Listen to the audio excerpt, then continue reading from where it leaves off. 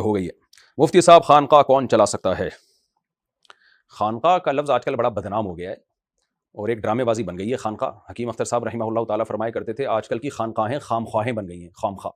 خانقاہ کا تصور یہ تھا پہلے زمانے میں اللہ والے لوگ جو بڑے بڑے بزرگ ہوتے تھے جن کو اپنے استاذوں کی طرف سے اجازت ملی ہوتی تھی کہ وہ لوگوں کی اصلاح کا کام کریں، تو وہ کیا کرتے تھے، لوگوں کو بلاتے تھے، لوگ ان کے پاس خود آتے تھے، ان کے ہاتھ پہ بیعت ہوتے تھے اور وہ پھر لوگوں کو اللہ اللہ کرنا سکھاتے تھے، ان کے دل میں دنیا کی محبت نکالتے تھے۔ صحبت جب ہوتی ہے نا بزرگ کی، تو اس صحبت سے انسان کو بڑے فائدے ہوتے ہیں۔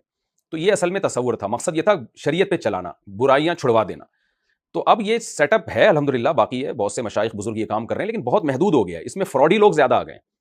وہاں جا کے ضربیں لگ رہی ہوتی ہیں اور کوئی وجد آ رہے ہوتے ہیں، پھر اور زیادہ آپ آگے چلے تو قوالیاں بھی اس میں آ گئیں، پتہ نہیں کیا کیا ڈرامے بازیاں اس میں شروع ہو گئی ہیں۔ تو آپ اس بحث میں پڑے بغیر کہ خانقاہ کون چلا سکتا ہے کون نہیں چلا سکتا، آپ کا کام یہ ہے کہ آپ کے علاقے میں کوئی بزرگ ہوں، اللہ والے ہوں، جن کو ماضی کے کسی بزرگ سے خلافت ملی ہو، اجازت بیعت ملی ہو، اور آپ یہ سمجھتے ہو کہ ان بزرگ کے پاس علم بھی ہے اور یہ سنت کی اتباع بھی کرتے ہیں، بدعتی نہیں ہے، ان کے عقیدہ توحید والا ہے اور سنت پہ چلتے ہیں، اور ان کی صحبت میں بیٹھ کر انسان کے دل میں دنیا کی محبت کم ہوتی ہے اور اللہ کی محبت بڑھتی ہے اور برائیاں چھوٹتی ہیں۔ تو کوئی بھی ایسا بزرگ اویلیبل ہو، میسر ہو، آپ ان سے اصلاحی تعلق قائم کر لیں۔